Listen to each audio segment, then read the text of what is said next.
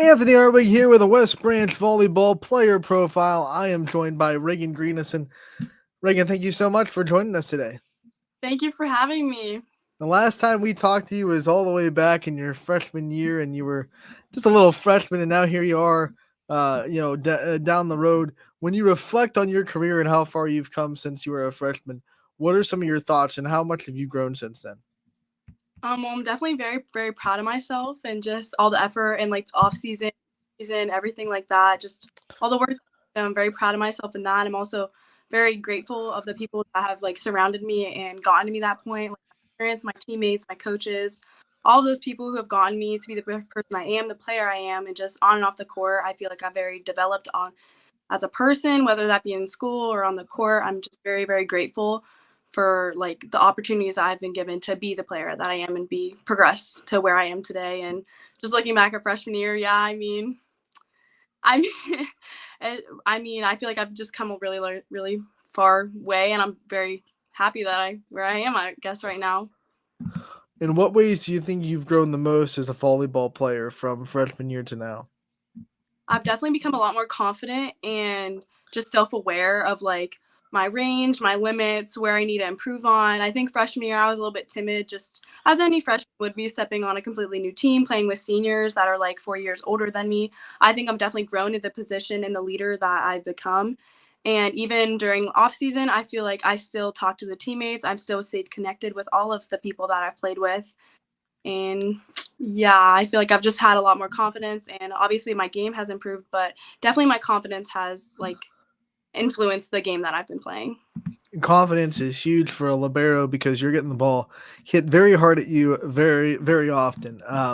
What do you think you have you gotten even more and more comfortable with the strong hitters that you face on a nightly basis to be able to trust where your position is and have confidence that you can go in and dig that ball? Yeah, definitely 100%, especially from off season, in JO, I get a lot of tournaments. I see a lot of very, very, very good players, even some college commitments, and definitely in my season, I'm still seeing mostly the same level of play, and just being able to dig that hard ball that was hit to me is always a great feeling. And definitely have just been more comfortable and more, it's become easier in some aspects, but definitely harder as the competition gets more difficult. This West Branch team looks a lot different than last year. You have a lot of new faces, a lot of people stepping in to bigger roles. As someone that's been there for a while, what has it been like to bring these new players up, and try to bring them on and share that chemistry with them that you've had over the last couple of years as well? Definitely. I mean, I've been playing with the same players my entire high school career, like Michaelin Fitz and Olivia Showalter. Those have been very two big players. They're pretty big at the net.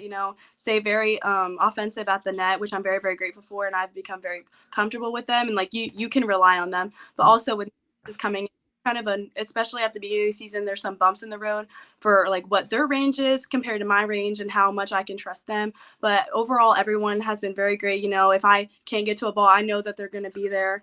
And like if I set a ball to the net, I know that they can kind of recoup and get that ball. And I don't always have to be perfect for them. They can make up for me, and I can make up for them in some aspects. So it's definitely very, very nice to have people around me that I can trust, and just whether I've been playing with them for 2 years or 3 years, or whether they're just freshmen stepping on the court. I think even off the court, I've become very, very close to many of the freshmen, and just I think it helps having new like fresh faces coming on, and it's always good to have new faces and new players just adding to our level.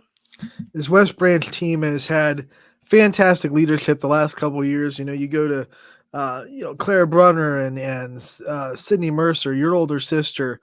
Mm-hmm. What have the leaders of the past taught you about being a leader that you take now into kind of your leadership qualities?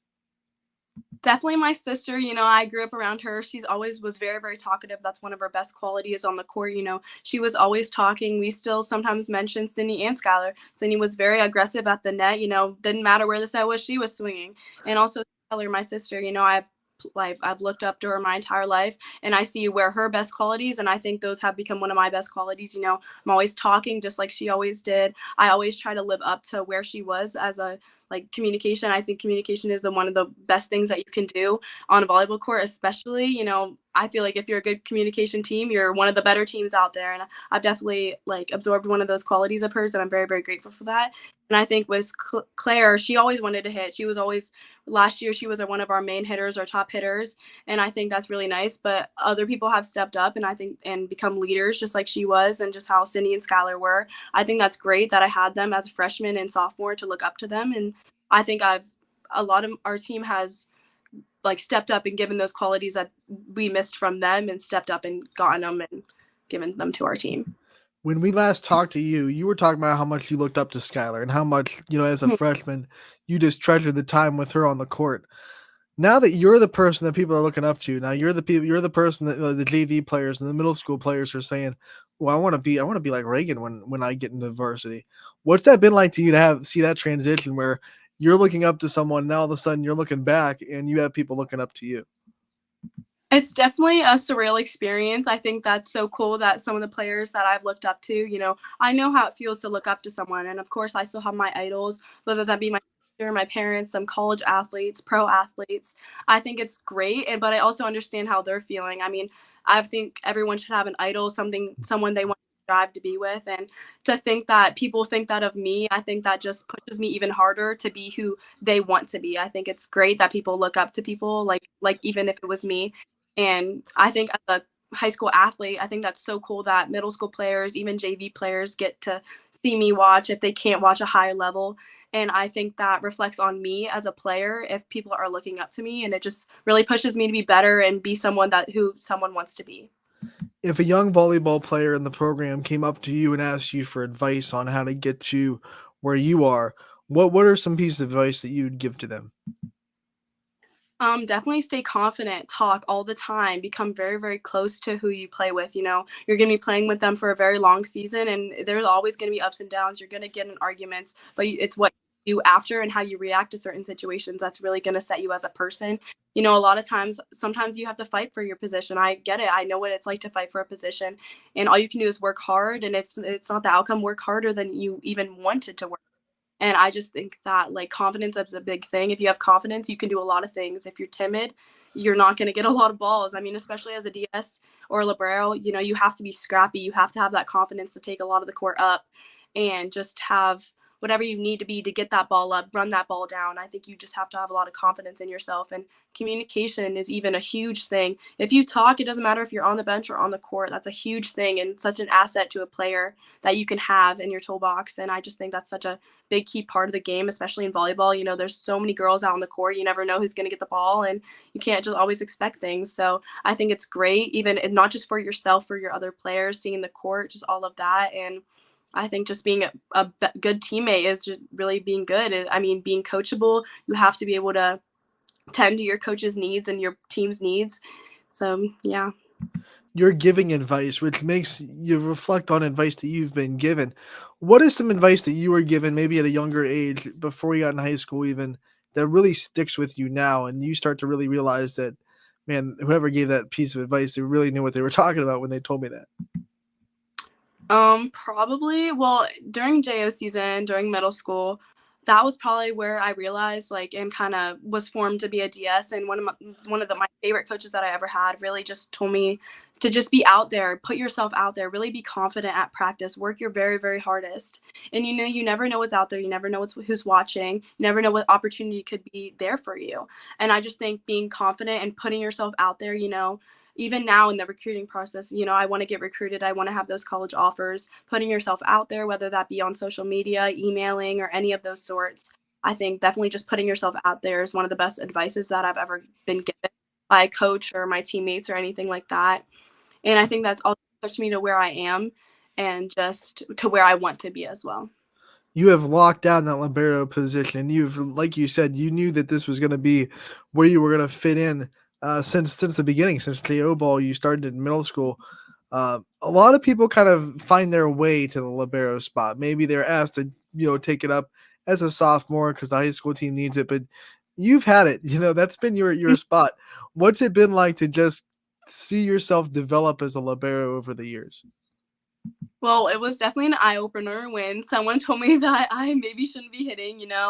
I mean, I'm 5'3". I'm not the tallest. I mean, I have somewhat of an okay vertical, but it definitely fits me to where my physical limits are, my mental limits. And I think as a DS libero and just my personality myself as a DS, you have to be very aggressive to where you want. You have to want every ball. You want to never the ball to never touch the ground. And I think that's a good quality that I have is just I never want the ball to touch the ground. I'm not a ball hog, but like, like I get balls, but I just really enjoy that. I mean, I think it's so fun diving after balls. I think it's so rewarding just to get a ball up and have someone set it up and get a kill. And I think that also goes along with my team. And just we have the hitters that can do that and the setters that can provide the hitters to do that. But it also feels so good to just get like a pancake or something like that up. And it's just a great feeling. And I think me becoming a DS was probably the best thing that could have happened to me. And, I mean, I'm always very aggressive on the court. I always have been, always will be. But I think that really brought out my aggressive qualities and like my confidence. Do you still try to lobby your coaches and your setters to give you some opportunities to swing? Like, hey Oh, yeah. guys, I'm always calling for the ball. If anyone else can't get it over, I can get it over. I at least have one kill a game. there you I'm go. one behind there, always When you calling. get one, when you get the opportunity to get one, I mean, what does that feel like for you? Because everyone else can get like 10 or 11 a Yeah. game, so maybe that one kill doesn't really get them fired up. But when you get one, what's that feeling like for you? It's almost like hilarious because you never expect like a DS to get a hit. It's not like I'm going up and swinging or anything, but I'm standing on my feet, I'm seeing the court. So I think it's more funny if anything, but it's also it kind of gets us pumped up. I'm not usually the one to get kills, so when I do, it's kind of funny and I get really pumped up about it. So yeah. I want to ask what your favorite feeling in the sport of volleyball is. Your big dig on a big swing. You've brought up pancakes. Maybe it's a kill. Maybe it's an ace. What's your favorite feeling in the sport of volleyball? Well, definitely when it's a close game, 24-24 or 25-25, when it's getting up high in the 20s and someone gets a swing or a kill or even just a point or whether that be an ace or anything, close games like that just really get me going. It's what every athlete wants is to win close games like that. But never want to lose the game. So when you win those games, it really just gets you pumped up. A lot of times in volleyball, if we go five, whoever won that fourth set usually has the momentum to win that fifth set. So it's just those close games that like you're perfectly matched up. You want to go 5 sets. You've dropped some points, but you know that you can get them back and just I'm not a hitter. I usually don't get the kills or get pumped up about that. But when my teammates do that, I'm always right behind them, pushing them, getting them really hype. And whenever I get a good up and then a kill and then a good set, that really gets everyone hype. Whether that be our bench, I would say our bench is very, very active. Even when I come off, take a break, I'm still active. I got to take a break sometimes. But even for the people who don't play, our bench is so, so active, which I think that also gets our energy up. And, as a team, I think we get pumped up pretty easy. So I always think that's such a great feeling. It's just when you get that perfect pass, that perfect set, and that perfect kill, straight to the ground. I think that's just such a great feeling. Your team is loud and they communicate so well. So this is going to be a tough question, but I'm still going to put you on the spot and ask it. Who's the loudest person on the team? Who do you think is the one that, no matter how loud that gym is, you're going to be able to hear them when they're saying something? Um, Probably me. I don't know. I feel like it depends on the day, but most of the time it's me or even Michaela, she kind of gets loud, or I think it just depends on the day. But I mean, I'm usually the one who's talking, just communicating as a DS and libero. I think that's one of the things that you should have always is talking. So I definitely think I'm pretty up there, but you never know who's gonna start screaming or shouting. I think also Ali Kanegi on the bench, she gets hype. She's always your hype man. She's always behind there. Doesn't matter if she's on or off. She's always there pushing you, hyping you up, making sure you're okay. She's definitely one of the loudest players on our court. All right, when fans go to West Branch Volleyball, they'll look on the coaching bench and they'll see nothing but legends. Penny DeShields, and then she brought Walt DeShields on as an assistant this year. What's it like to have coaches that are both just legendary coaches that know exactly what they're talking about, just know how to coach? Forget about the sport of volleyball, just know how to coach people. What's that been like for you? Well, definitely with Coach DeShields. She's definitely been, I've had her as a coach my entire high school career. She definitely knows what she's talking about. When I look at her saying, "What am I doing wrong?" She knows what she's talking about, whether I need to change my angle or get my feet there. She definitely is someone who I can rely on to be coached. And I love when coaches are on me about stuff. I want them to talk to me. If I'm doing something wrong, please point it out to me. I'm always asking questions. That's one of the things that I do as an athlete, and I think every athlete should, is ask questions. I'm always asking, what can I do better? What did I do wrong? Is that okay? Should I do something else? Should I be talking more? And definitely with WD, he's definitely, he's a little bit newer to the sport of volleyball, but he's such a good coach. He knows what he's talking about when it comes to mentality and whether you need to be physical. I think he's really grown as a coach being so new to volleyball, and I'm very grateful that I've had him as a coach because he knows what he's talking about. He's very inspiring. And just with Coach Shields as well, they both go hand in hand together with many different, if I need push, they're there to push me, or if I need help, they're there, or if I need any assistance, whether that be on or on the court, they're always there being coaches that I need and can look up to. All right, so Walt's been around this program for a while since Penny took over. Like, he's been doing the books, he's been at your games, but now you get to see him and her work together as a member of a coaching staff. What's that been like to see the husband and wife dynamic inside the coaching dynamic for you guys? What's that been like for you? Well, it's definitely funny at sometimes. They kind of pick at each other, which I think is hilarious. And they always say, "Oh," or always bring up some kind of family since they are obviously husband and wife. But I do think they work well as a team together. When you get married, that is a team. You're making a team. And so I think they do work well together. Sometimes they nag at each other, but it's only for their better good. And sometimes Coach Shields does have to tell WD what to say or do just because he is very new to the sport of volleyball and coaching. But he definitely knows what he's talking about when it comes to coaching. And I know that he's very knowledgeable about basketball, so I just have to kind of take it slow and listen to what he has to say. But I think they're so great together. I think it's a good pair.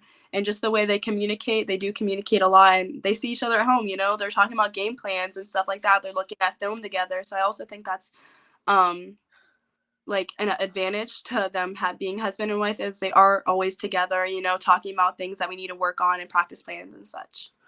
All right, let's talk about this community real quick before we let you go. We have to talk about West Branch and the fans and the community support you get. You can't go to a West Branch game without seeing the Mean Green Machine in the stands. What's that like to be in a school system that gets so much support from the community? I think it's great. I know a lot of smaller schools. I mean, we are a smaller school, so it's kind of hard sometimes to rally up fans. But when we have that big game and that big game attendance, I think it's great. It ups the energy in the gym. It gets us hype. It gets us pumped.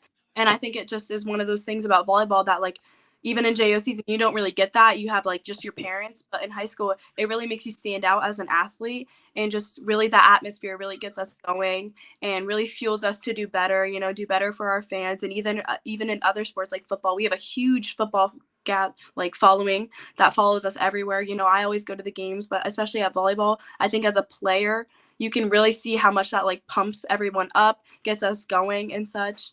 And I think it's just great that we have such a tight-knit community even at a smaller school. So I think it's great that many other bigger schools maybe not have I know everyone knows everybody, which I think is great. All right, Reagan, before we get you out of here, we have to give you the time to thank your support system and all the people that have been there for you throughout the years. So want to give you that time to shine a light on anyone that you want to, that you think deserves a lot of credit for where you are. Definitely my mom and dad. They've always gifted me in everything that I've had, whether that's running me to JO practices late at night, getting me to a new club, paying that fee, giving me everything I need to be a better athlete, and just giving me all the opportunities I can be across the board. And also like to thank my teammates for pushing me to where I am, being there when I need them on and off the court, always being where I need them to be. And also my coaches, whether that be high school or JO, those are the people who have made me into who I am. And, those are the people who have pushed me to who I am and made me who I want to be. So I would like to thank all those people and just my entire family. They're always there. My best support system. I couldn't do that without them. So. All right, Reagan, we want to thank you so much for taking the time to join us and talking about your season. Wish you the best of luck. You're still alive in the tournament, so we hope that it goes as far as it possibly can, and then we'll see you again real soon. Yeah, well, thank you so much for talking to me.